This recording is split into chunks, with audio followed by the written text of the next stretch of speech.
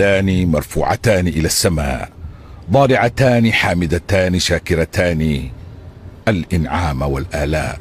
فقطر تكتب قصيدتها ليس على الورق بل على الأرض عمرانا ونماء. ما كان ذلك صدفة، فالصدفة لا تصنع وطنا، بل هي خطة طموحة خرجت من السطور إذ كانت حلما، فيما اصطلح على تسميته رؤية قطر 2030.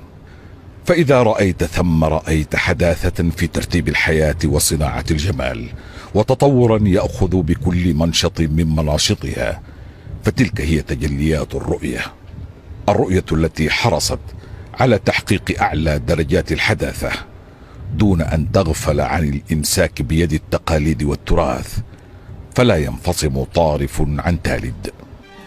فإذا رأيت ثم رأيت تطورا في جميع أوجه الحياة ما خلا منها وجه، فإنما هي الخطة تخرجها من الورق إرادة جعلت شعارها قطر تستحق الأفضل. أما الهدف الذي نصت عليه الخطة التي صدرت بموجب قرار أميري في العام 2008، فهو تحقيق التقدم والازدهار، بحيث تتحول قطر إلى دولة متقدمة قادرة على تحقيق التنمية المستدامة التي تؤمن العيش الكريم لشعبها جيلا بعد جيل. الصدفة لا تصنع وطنا. FIFA World Cup is Qatar. إعلان فوز قطر في عام 2010 بتنظيم كأس العالم للعام 22 كان اجتراحا لفعل يقع خارج المتخيل، خارج المتوقع، فقد أخلدت دول العالم غير المتنفذة إلى المقاعد التي خصصها لها ما يسمى العالم الأول. كان الدفع بملف قطر أصالة عن نفسها ونيابة عن المنطقة العربية وما وراء المنطقة العربية، فعلا سر به خلق وأغاض من أغاض. سيمثل ظفر قطر بتنظيم كأس العالم لكرة القدم، البطولة التي ينشد إلى متابعة فعالياتها آلاف الملايين من البشر في مختلف أرجاء الأرض، سيمثل دفعا قويا لخطة التنمية الطموحة. سيتحول التحدي أمام قطر إلى ملحمة وطنية كبرى، حتى لا تبدو في سنواتها العشر الأخيرة البقعة الأكثر نشاطا وتشييدا على مستوى العالم. اليوم صار ما كان مستحيلا ممكنا، فهناك ما يشبه الإجماع من لدن الفيفا إلى آخر مشجع مفتتن بكرة القدم على أن بطولة قطر ستكون الأكثر تميزا من بين جميع بطولات كأس العالم. فكل شيء يتصل بالبطولة تم إعداده ليس فقط ليخدم وظيفته وغرضه، بل يجب أن يكون آية في الجمال. الملاعب التي أعدت للمباريات مثلت تحفا معمارية وقيما إنسانية ووفاء للتراث ولثقافة المكان، وقد تمثل تجريبا معماريا فانتازيا مثل استاد 974 الذي صمم ونفذ بحاويات البضائع ليمثل رقم الاتصال الدولي لقطر. سيكتشف العالم أن قطر ليست فقط كأس العالم، بل هي جائزة قطارة للرواية العربية، الجائزة الأرفع في مجالها.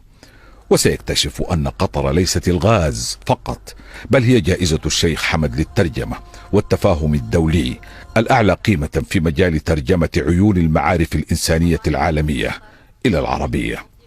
سيكتشف القادم إلى قطر أن مؤسسة قطر التعليمية تحتضن أفضل الجامعات الغربية بجانب الجامعات الوطنية، وأن المكتبة الوطنية هي الأحدث بين المكتبات والأضخم عدد كتب في المنطقة العربية.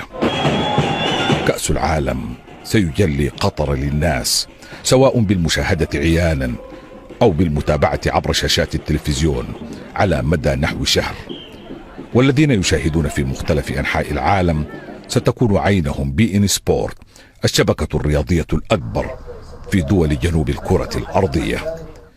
كثير مما صنعت قطر في مشروع تأسيس الدولة الحديثة مظهرا ومخبرا ما كان ليظهر بهذا الجلاء لولا كأس العالم، وهو بمثابة الجائزة الكبرى لمشروع رؤية قطر 2030.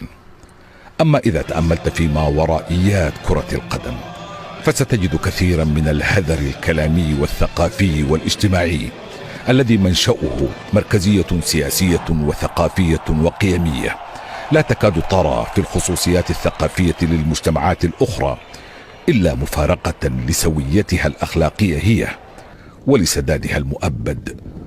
قصة كأس العالم في قطر تفتح بابا لطالما ظل مغلقا، وهو أن العالم أوسع من أن يحشر سكانه في قالب قيمي ثقافي واحد، وأن فكرة الهوامش المغبونة والمكرسة سوقا استهلاكية والمسجونة في خانة المشاهدة هي مما يزكي حجاج المحاجين بضرورة تعدد أقطاب العالم.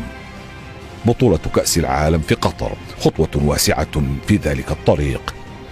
أما الذين ساءهم تنظيم قطر كأس العالم وأطلقوا عليها حملات التشكيك والتشويه، فلعل الدولة المضيفة تتعزى بقول نبيل عربي قديم: فإن أكلوا لحمي وفرت لحومهم، وإن هدموا مجدي بنيت لهم مجدا.